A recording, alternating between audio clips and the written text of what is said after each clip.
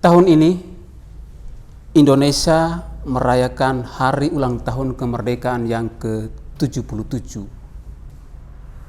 Indonesia mengusung tema besar pulih lebih cepat, bangkit lebih kuat. Tema ini tidak terlepas dari pergulatan bangsa ini menghadapi pandemi COVID-19 selama 2 tahun berjalan. Dan bukan hanya bangsa Indonesia saja, tetapi dunia. Baik pemerintah, masyarakat, dan semua elemen kita diajak untuk mempercepat pemulihan di semua sektor kehidupan. Kita kedatangan tamu yang spesial. Beliau adalah praktisi koperasi dan juga ketua pengurus di salah satu koperasi terbesar di Indonesia, KSP Kopdit Pintu Air. Beliau juga seorang tokoh koperasi. Saya langsung saja menyapa Bapak Yakobus Cano. Bapak, apa kabar Bapak? Selamat. Bapak, selama 2 tahun berjalan ini kan kita ditantang dengan pandemi COVID-19. Semua perekonomian kita jatuh tersungkur. Dan banyak orang bergulat untuk bangkit dari itu. Bapak bisa ceritakan bagaimana kondisi koperasi selama pandemi ini?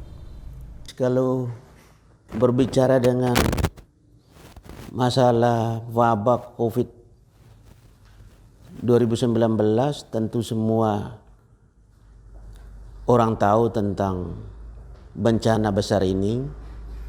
Tetapi bagi KSP Kopdit Pintu Air Rotat Indonesia, dalam peristiwa yang sangat dahsyat itu, kita bukan mundur tetapi justru mendapatkan berkat yang berlimpah. Kita punya performance lembaga semakin meningkat. Dan termasuk satu hal yang luar biasa adalah kita punya sektor real itu terbentuk pada masa pandemi itu.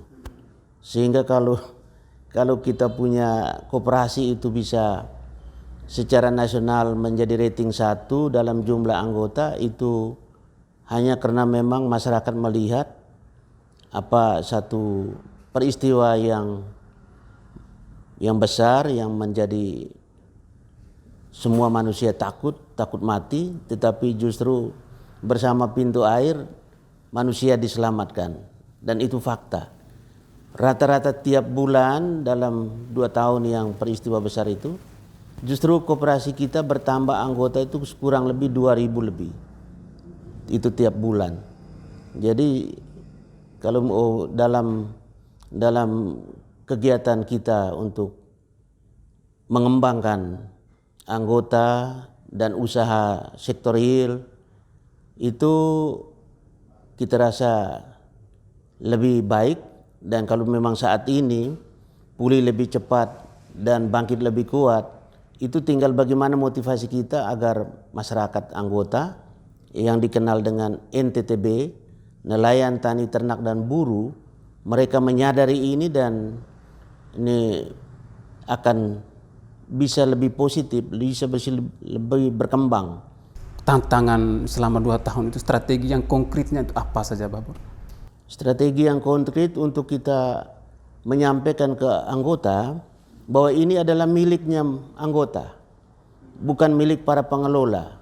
Sehingga memang semua anggota merasakan peristiwa itu memang agak berat untuk mereka hidup, tetapi mereka juga berpikir jauh ke depan. Setelah wabah ini, apa lembaga yang kita sudah dengan susah payah, apa kita biarkan dia mati dalam peristiwa wabah ini?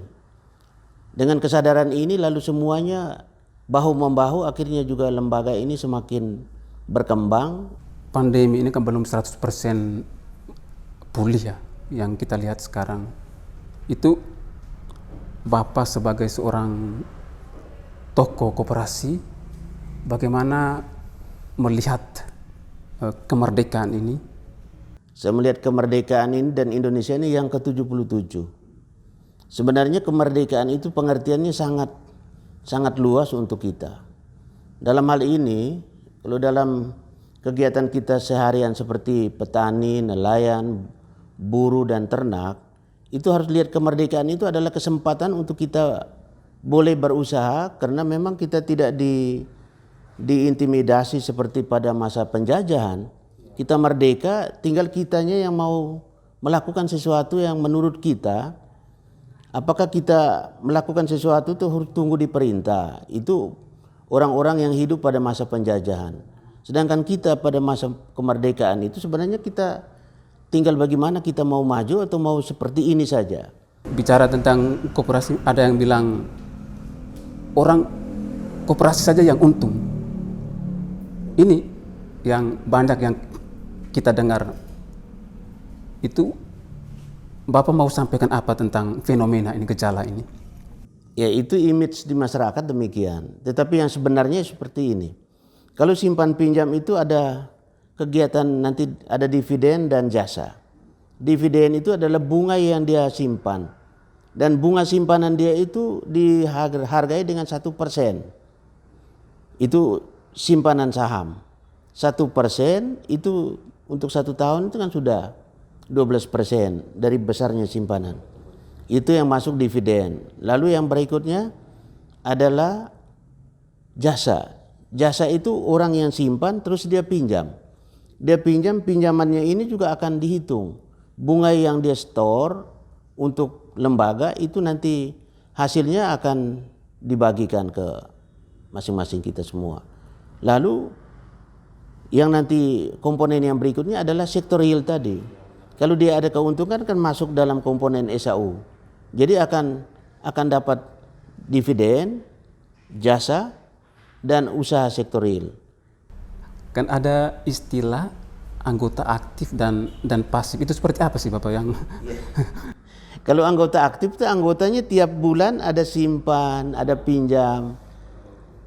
Lalu kemudian anggota pasif itu dia masuk anggota terus biarkan dia tidak diaktifkan. Banyak orang kita menabung itu tidak dipikirkan. Tetapi pesta pora justru itu menjadi berlomba-lomba untuk masyarakat. Dan kapan masyarakat kalau bisa hidup lebih layak? Sedangkan menabungnya tidak. Pestanya ya pesta merajalela. Berarti itu gejala ketidakmerdekaan masyarakat kita seperti. Iya, memang masyarakat kayak dipasung. Lalu kemudian kita sering cari kambing hitam. Kenapa kita miskin? Ya miskin itu harusnya koreksi diri sendirilah. Ini mungkin kesalahan, bukan mungkin, tapi memang kesalahan kita. Jadi kalau itu yang harus disampaikan bahwa merdeka ini bukan baru tahun ini. Sudah 77 tahun Indonesia merdeka. Masyarakat mestinya sudah ada perubahan seperti negara-negara lain atau bangsa-bangsa lain di dunia ini.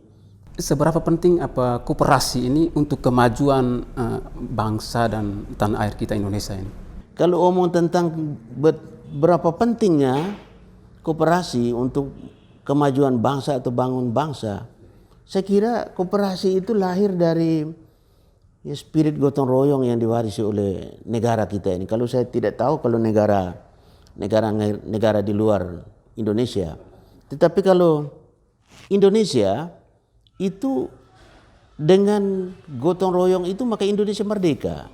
Kita ambil contoh. Sebelum Indonesia itu merdeka, kita dijajah oleh bangsa lain selama kurang lebih 350 tahun. Lalu kemudian peristiwa ini Sumpah Pemuda tahun 1928 itu satu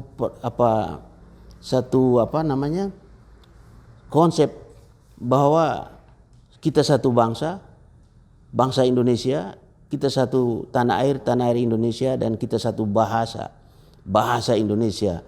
Maka disatukan mulai dari Sabang sampai Merauke menjadi satu Indonesia.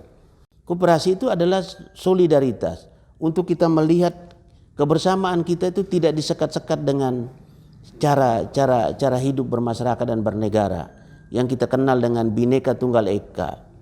Jadi pintu air ini hadir dengan tidak memberikan sekat-sekat, lintas, mau agama, mau suku, semua kita tidak ini. tetapi kita hanya lihat anggota atau masyarakat atau manusia. Karena dia manusia maka kita rangkul semua. Bukan hanya ini orang buta, orang lumpuh. Ada setan yang ada di antara kita juga kita rangkul. Biar kita bersama jadi manusia yang saling menolong. Dan moto kita, kau susah aku bantu, aku susah kau bantu. Saya kira tidak membedakan mau bantu ini orang saya, keluarga saya, tidak. Siapapun dia adalah bagian dari kehidupan berbangsa dan bernegara. Dalam beberapa kesempatan, Bapak sering bilang, kita jangan jadi penonton, tetapi harus jadi pemain utama untuk membangun perekonomian bangsa ini. Ini seperti apa nih Bapak? Nah itu memang kita kan berpikir bahwa yang bangun Indonesia itu hanya orang-orang punya, orang-orang kaya. Sedangkan masyarakat kecil ini tidak punya kesempatan untuk membangun. Itu justru salah. Saya lihat secara realnya, kita budaya menabung ini kalau kita kan sehari 2.000 atau recehan 2.000 untuk satu hari kita sisipkan. Nah ini kemudian kalau dia lama-lama kan menjadi besar. Maka investor itu bukan lagi dari luar, tetapi masyarakat kecil ini bisa dikatakan mereka adalah investor lokal. Saya kira itu yang menjadi kekuatan kita. Jadi uang tidak perlu lagi kita minta dari luar negeri, tetapi dari dalam negeri, dari masyarakat yang mengumpulkan 2.000 per hari tadi, ya bisa kita untuk membangun. Saya kasih ini ilustrasi sedikit. Tahun 2025 ke depan, lagi 3 tahun ke depan, kita canangkan pintu air itu anggotanya 1 juta. Saat ini 326.000. 1 juta anggota, kita kalikan 1 bulan cukup 1.000. Maka 1 bulan itu ada uang 1 miliar terkumpul di dalam wadah yang namanya Koperasi Pintu Air. Itu hanya 1.000. Tapi kalau 10.000, kalau 100.000, dan kita bisa bayangkan uang begitu banyak. Tinggal bagaimana kita kelolanya dengan benar, dan para pengelola harus kelola dengan hati. Jangan sampai lihat uang dan rakus dan habiskan dan menjadi korban itu banyak orang. Itu justru harus dihindari. Maka kita hidupi yang dikenal dengan ora et labora, berdoa dan bekerja. Dan itulah hidup kita. Bapak, menarik juga kalau kita bicara tentang koperasi dan anak-anak muda. Kadang orang menilai koperasi itu didominasi oleh orang-orang tua dan anak-anak muda tidak mempunyai minat sama sekali di situ. Bagaimana Bapak menyikapi hal ini? Iya. Kalau image masyarakat memang benar. Orang kalau dengar koperasi itu lebih buruk, lebih negatif ketimbang mereka dengar bank, dengar Pertamina, dengar perusahaan-perusahaan swasta nasional lainnya. Kalau koperasi itu kan image masyarakat pada umumnya itu adalah kumpulan orang tua, kumpulan orang malas, kumpulan orang tukang minta-minta, kumpulan orang yang pembicaraannya juga norak. Jadi negatif sekali kalau omong tentang koperasi. Padahal koperasi itu memang sangat istimewa. Satu lembaga yang dimasukkan dalam Undang-Undang Dasar 45, pasal 33 ayat 1 kan jelas bahwa perekonomian disusun berdasarkan asas kekeluargaan. Itu artinya keluarga berarti bapak, mama, dan anak-anak. Itu harus menjadi pelaku dan harus menjadi anggota. Entah anggota koperasi manapun, yang penting masyarakat Indonesia, karena itu sudah masuk di Undang-Undang Dasar 45 pasal 33 ayat 1, maka aplikasinya harus menjadi wajib dan mengikat. Jadi kalau undang-undang. Tapi justru Indonesia lain. Indonesia kalau omong tentang koperasi, ya itu hanya dibuat dalam kendaraan politik juga orang bisa buat supaya ada suara. Dan sebenarnya koperasi itu tidak ada partai. Koperasi ya koperasi, urusan ekonomi. Jadi untuk belakangan ini kita juga berpikir kalau sampai image ini tidak dihilangkan, maka kita buat model koperasi seperti yang sudah ada saat ini. Bangunan kita buat bangunan yang megah juga. Untuk pintu air itu walaupun kantor pusatnya di kampung, tapi bangunannya sangat representatif. Jadi saya kira ini yang kita mau hilangkan image yang itu, lalu kemudian karyawannya kita tata seperti perusahaan-perusahaan atau bank. Jadi penampilan mereka juga sangat standar. Jadi saya kira untuk koperasi masa depannya itu bagaimana menurut kami pengelola, kami sudah setting bahwa koperasi ini tidak bisa hanya orang tua, tetapi kita masuk ke sekolah, masuk ke perguruan tinggi. Lalu kemudian kita ajak dosennya untuk magang atau PKL atau guru SMA itu ada kegiatan mereka untuk PKL, kita siapkan untuk mereka dan kita beri seluas-luasnya. Kalau pintu air itu kalau mau magang untuk satu sekolah itu bisa 200 orang bisa, karena kita akan kirim ke seluruh Indonesia, mulai dari Sulawesi Utara, Manado, Palu, terus sampai Makassar, Toraja, itu lalu kemudian Kalimantan. Ini banyak bisa.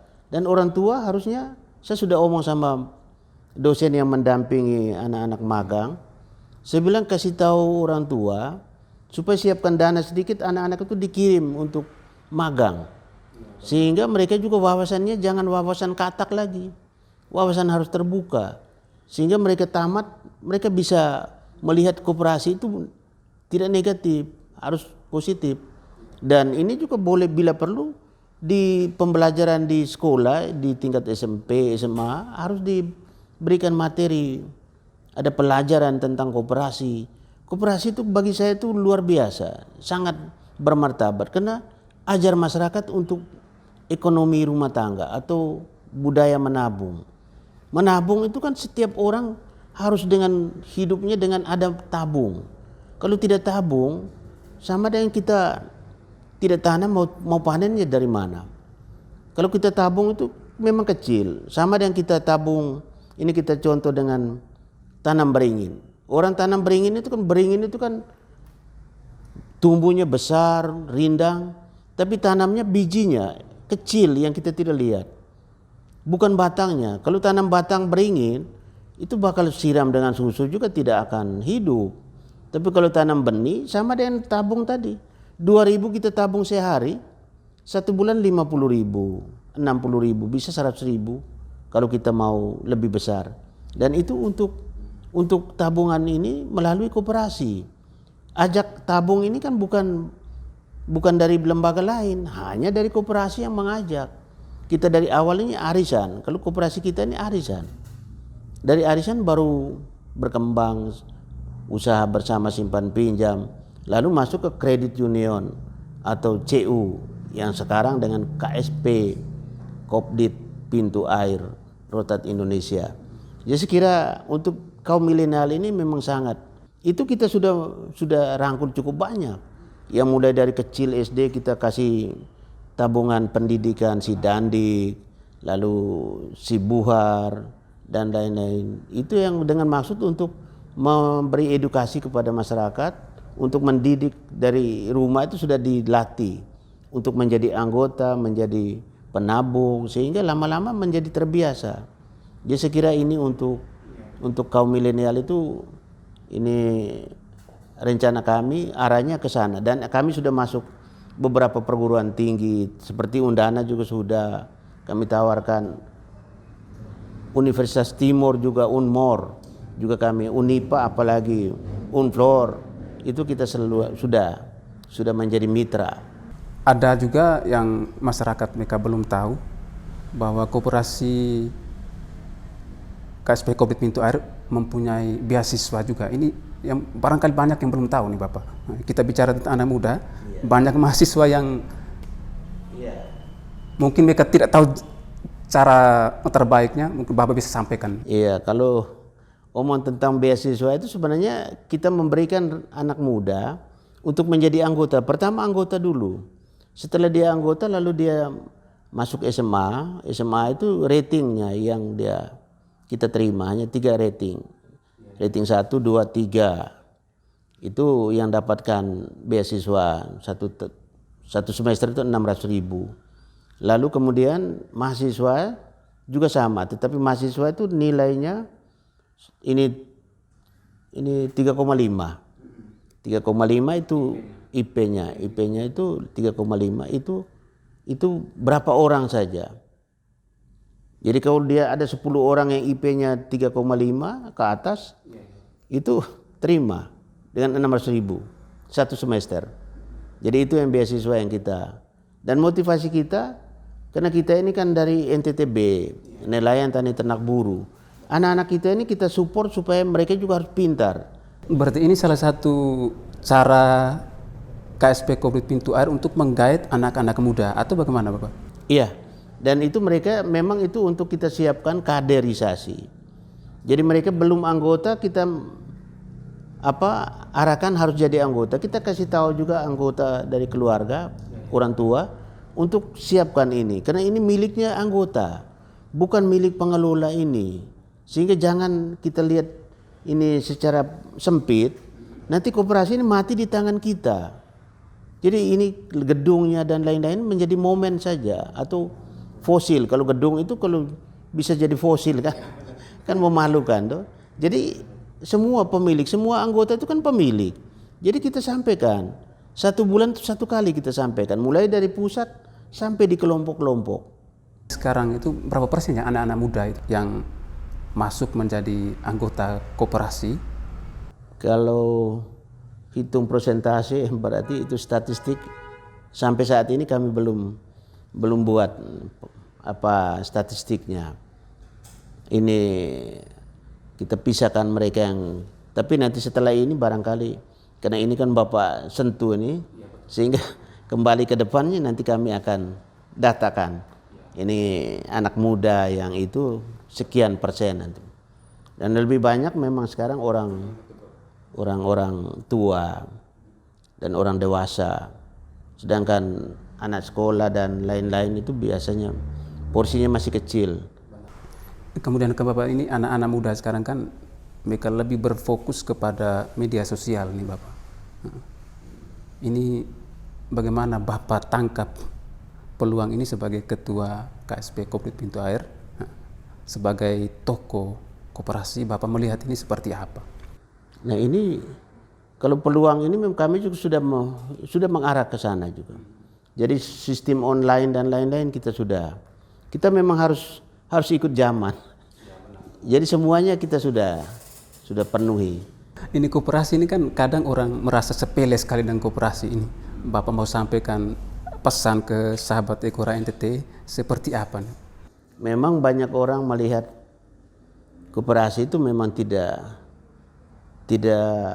sehebat lembaga-lembaga lain. Tapi bagi saya, karena saya ini awalnya juga saya adalah pegawai bank BRI.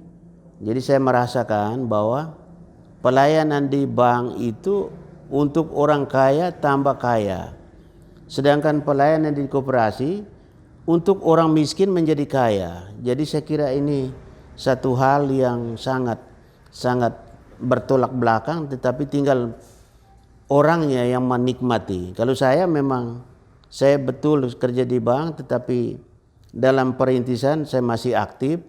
Saya rasa ini sangat bermanfaat untuk masyarakat kecil. Luar biasa sekali Bapak, kesempatan sudut pandang kali ini Bapak sudah memberikan banyak hal tentang koperasi, khususnya KSP Kooperatif Pintu Air di momen kemerdekaan Republik Indonesia yang ke-77. Dan pastinya banyak masyarakat di luar mau menyimak lebih jauh, lebih dalam tentang koperasi, juga anak muda, apalagi di tengah seluk-beluk masih dengan pandemi yang belum 100% pulih. Jadi sekali lagi terima kasih banyak Bapak atas kesempatan sudut pandang kali ini di momen kemerdekaan Republik Indonesia yang ke-77. Sekali lagi terima kasih banyak Bapak. Terima kasih banyak.